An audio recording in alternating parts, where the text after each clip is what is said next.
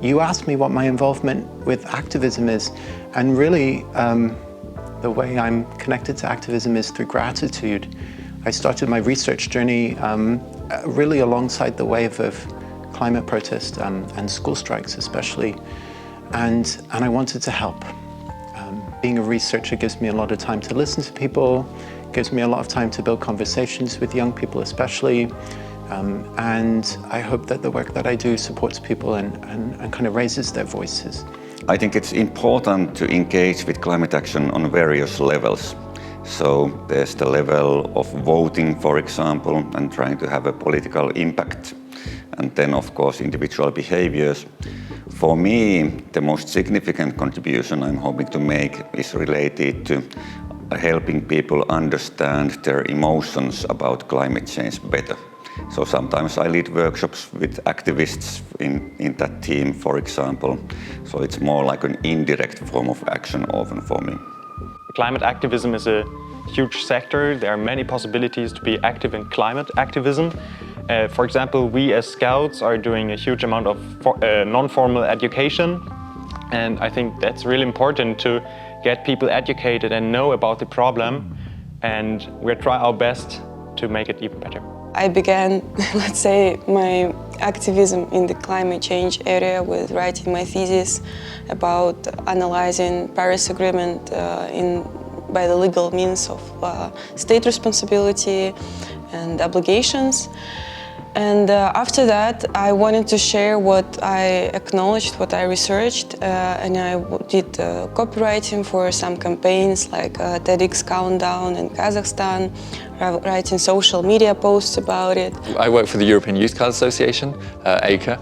We support activism in different ways. We have different campaigns, we have different opportunities, seminars, and in all of these opportunities there are moments where activists can meet with policymakers, either experts in the field, advisors, or actually decision makers themselves.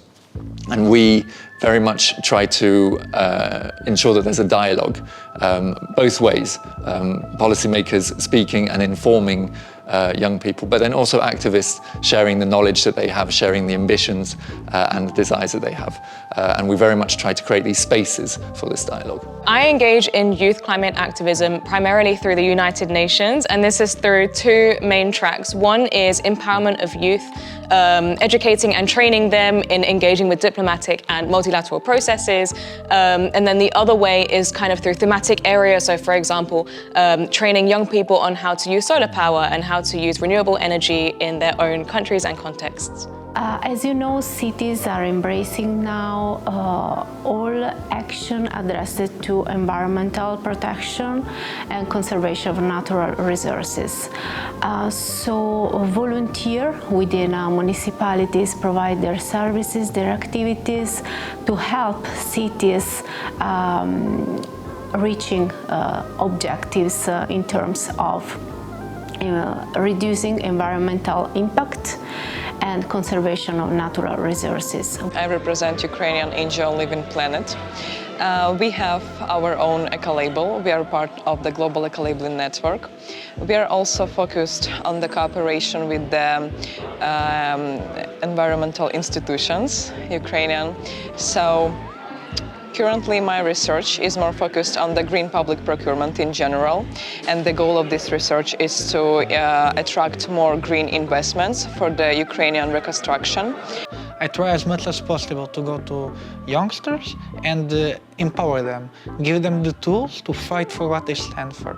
Because if it's just me saying what I want, and I do want a lot of things, but it's one person screaming, if I can construct something, get their opinions, get a more constructed view, then I think I have a bigger chance of changing something and changing in a way that is really meaningful and makes a difference in youngsters and in everybody's life.